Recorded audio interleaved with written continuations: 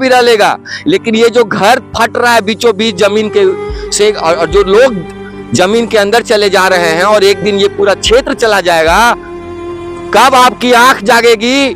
तब जब झरिया आग के अंदर सिमट कर रह जाएगा और चारों तरफ लगेगा जैसे परमाणु बम का विस्फोट किया गया है। मैं दावे के साथ कहता हूं, आज हो, 50 वर्ष बाद हो, 100 वर्ष बाद हो, लेकिन एक दिन यहां परमाणु जैसा बम का विस्फोट जरूर होगा, क्योंकि अंदर ही अंदर आग अब ज्वालामुखी का रूप ले लिया है और वो अभी हम महसूस कर रहे हैं और साफ साफ देख रहे हैं। बीसीसीएल वालों, संभल जाओ, क्योंकि ऐसा करना आपके लिए गंभीर अपराध है और ये हत्या के श्रेणी में भी आएगा। तो ये जो आप कर रहे हैं ना पैसे के लिए, ये आप बहुत गलत कर रहे हैं। इसमें आपको सुधार लाने की जरूरत है। और ऐसे माइनिंग यहां सैकड़ों की संख्या में है, सैकड़ों की संख्या में बेधड़क चल रहे हैं। मैंने अभी देखा, अभी चलिए आपको दिखाते हैं बीसीसीएल का झरिया का खदान। वो खदान जो पूरे देश को ही नहीं विदेशों को भी कोयला का सप्लाई करता है और जिससे देश में बिजली उत्पन्न की जाती है और आपके घर जगमगाते हैं। और उसके अंदर में क्या अंधेरा है वो तो जो आग लगा हुआ है वो आपने देखा। अब आप देखिए कि यहाँ का खदान कैसे वर्क करता है। ये है पाइपलाइन, अभी नया बनाया जा रहा है। ये पाइपलाइन आप देख सकते हैं यहाँ से लेके बाहर तक गया हुआ है। और ये पाइपलाइन पानी डालने के काम में आता है या पानी निकालने के काम में आता है, वो मैं आपको बताता हूं।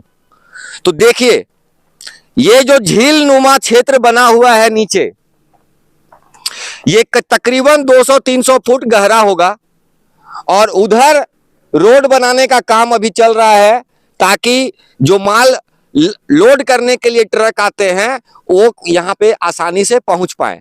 अभी आसपास के क्षेत्रों में लाइटिंग को दुरुस्त करने के लिए देखिए सामने पोल, वहां तक लाइट आ गया है। अब इस क्षेत्र में लाइट लाने के लिए पोल बनाने का काम चल रहा है। अभी जब हमने बीसीसीएल के कर्मचारियों से यहाँ के बारे में पूछा तो वो भाग गए, वो दिखे नहीं। लेकिन ये जो आप पाइपलाइन देख रहे हैं, इस पानी को रोज इससे निकाला जाएगा और जब ये एरिया ड्रेन हो जाएगा तब इसमें मशीनें लगाई जाएंगी और उसके बाद इसके अंदर से कोयला और उसका ओबी निकाला जाएगा। ओबी क्या होता है समझ लीजिए। ये जो आसपास का पत्थर देख रहे हैं ना, ये सब ओबी है। ओबी मतलब जो कोयला के साथ जो चीजें बाहर आती हैं जिसका यूज नहीं है, वो सारी चीजें, और उनसे किनारे में ये पहाड़नुमा क्षेत्र बन जाता है।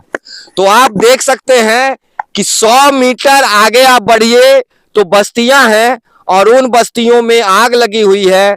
अभी हमारे पैर के नीचे भी आग लगी हुई है, लेकिन माइनिंग का काम धड़ल्ले से चल रहा है। आम आदमी से बीसीसीएल को कोई सरोकार नहीं है और बीसीसीएल आंख पे पट्टी बांधकर, केंद्र सरकार से मेरा आग्रह है, अमित शाह जी, आप चूंकि इस देश के गृह मंत्री हैं तो मैं आपसे मुखातिब होकर एक बात कहना चाहता हूं कि सही बात है, कोयला तो निकालना जरूरी है, लेकिन क्या ये जो देश चल रहा है इन्हीं गरीब लोगों के लिए चल रहा है ना?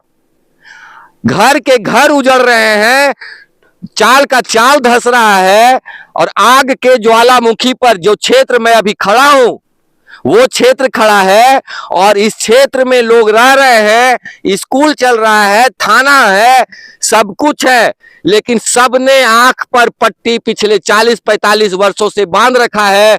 जब बिहार था तब भी और जब झारखंड बन गया तब भी, जब भाजपा की सरकार थी तब भी और जब जेएमएम की सरकार और ये सरकार, जेएमएम की सरकार, मैं हेमंत सोरेन से भी कहना चाहता हूं कि आपकी सरकार तो आप कहते हैं गरीब गुरबों की है, एससी एसटी की है, तो एससी एसटी का यही रख रखाव आप रख रहे हैं।